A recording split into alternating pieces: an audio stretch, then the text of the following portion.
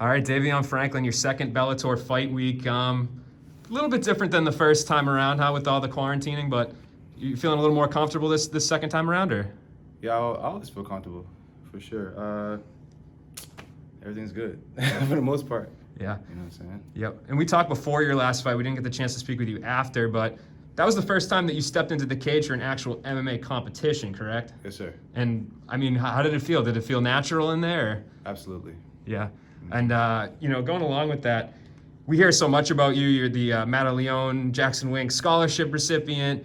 JacksonWink speaks highly. Bellator speaks highly. Rick Guerrero speaks highly. Is it tough to live up to people's expectations, or you just kind of... Nah, it's not. No? I got my own expectations. I got to live up to my own expectations. So. Yeah? And what are those? Pretty high expectations. There you I go. hold myself to a pretty high standard, for sure. Yeah. So. And maybe if you... Oh, I'm sorry. Go ahead, Continue. what do you say? I was going to say, maybe if you could just kind of, for people that aren't familiar with you, maybe just walk them through it a little bit. Your background was football, right? Football and wrestling. And wrestling. And then how did you come across MMA? I seen a guy in high school who was an MMA fighter, and everybody thought he was just the coolest guy. And this is the true story.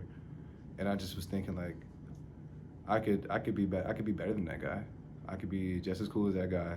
And it was just in the back of my mind for the longest time. And I don't know, I just never did it until I was 24. And when I did it, I excelled at it. You know, I think this is a much better sport for me than football or wrestling. Yeah. And at JacksonWink, who are some of the guys that you get training, get rounds in and sparring with and the such? One of my best friends at the gym, Christian Edwards, man, I get like really sharp rounds with him. Just polishing each other just in the striking department. He's one of the top guys. Maurice Green, Dontel Mays, Juan Adams, those are just some of the names. And there's like a lot of talented guys there who are also heavyweights. That's like a heavyweight factory at JacksonWink, actually. Yeah, and a lot of gyms don't have those type of big bodies, so was that really key for your development to, not be having to roll with guys that are significantly smaller? But this is the first gym I've ever been to. That's true. So I don't know how the other gyms are. I just Yeah. know what I hear from other people, how the other gyms are. But this is my first gym I've ever gone to, so. And can you talk a little bit about the Madeline Scholarship, what exactly that entails? I think the Madeline Scholarship is they basically make sure that you are basically like your living arrangements and everything is accommodated, and while you just focus on MMA exclusively, no outside jobs, nothing like that. I think that's what that entails until you get to a point like where I'm at right now, to where you don't really 100% need it. So. Yeah. So, you said there was somebody you knew that was an MMA fighter, and that's kind of what. So when did you turn the corner where you were like, oh, this might be something I'll try, versus, now I'm going to go out, try out for the scholarship, get it, and this is my life now? I didn't even try for the scholarship. They just gave it to me. But one more time, what's your question again? One more time? No, I just was curious, if there was a point where you kind of turned the corner where you're like, this is something I might try versus this is going to be my life now. Because I was a really good athlete, and everywhere I ever went, like with football, wrestling, I got scholarships. People always wanted me. I got recruited by the WWE. Like I was a guy who had all the tools but just couldn't get it together. Yep. And I think once I wasn't playing sports from age 20 to 24, I got to see how people looked at me when I didn't have the athlete stamp behind me. How people treated me. People treated me different. And I was just wondering, where's my life going? And the only sport that I wanted to do for the longest time and haven't tried was MMA. So I pulled the trigger on MMA, and I just excelled. Yeah, and you talk about the WWE. That's kind of interesting. Was that something that had a lot of legs? Was that a path that you pursued, or was it just discussions? Or that was literally like I made it to the national tournament my freshman year of college. I was a national qualifier in wrestling, and literally Jerry Briscoe, just like after one of my matches, he came up to me and I acted like I didn't know who he was.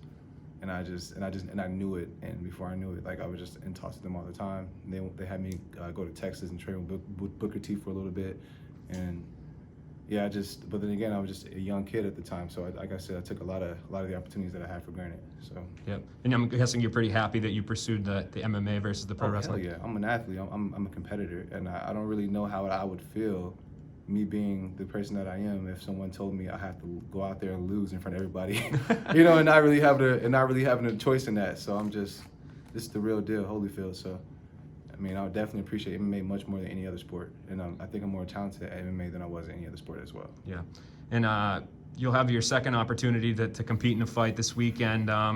how excited are you to get back in there? Is there anything you're you said you have high expectations for yourself. Anything you're trying to prove to yourself in this one? Yeah, I mean, I proved I proved to myself my last fight. Just go out there and dominate. And leave no room for questioning. A lot of people have questions like, oh, how does he get into Bellator without having any fights? How does that work? And no one knows who he is. Like, I'm gonna show you guys this is how I'm in Bellator without having any fights. Yeah. This is my second fight ever is in Bellator. That's crazy, I'm not man. on the same level as a lot of these guys. No one's like me, so go out there and prove it Saturday night. Yeah, that's crazy, man. And I guess what's kind of the roadmap for you? Do you think? Are you focusing on progress? Are you trying to space out your fights? Or are you trying to get repetitions? What is your plan from here on out? Competing wise. My plan is to prove myself right. My plan is to progressively get better and at an accelerated pace. That's my plan. Yep. And if somebody tunes in to your fight this weekend, it's the first time I've ever seen you fight. I'm going to be their favorite fighter. That's what I was going to ask him. I was going to ask you. What do you think they're going to see go down when they tune in? I mean, they're going to just see they're going to see a young man dominate another guy who's chasing his dream. Dream. It doesn't work out for everybody, but this is a business. You know what I mean? So they're just going to see me dominate, and I think people should get used to that. Yeah. I feel like I'm the youngest guy on this roster. I'm one of the biggest guys in this roster. This is what I do. I've always been the same person. I'm a dominant athlete. I'm a dominant person. So I'm here to dominate. That's it. Awesome, man. With all due respect to all my opponents, from here on out, no disrespect. I know we're not the same. I'm here to dominate. Awesome, man. Well, I appreciate the time, and good luck this weekend, man. Thank you so much, sir.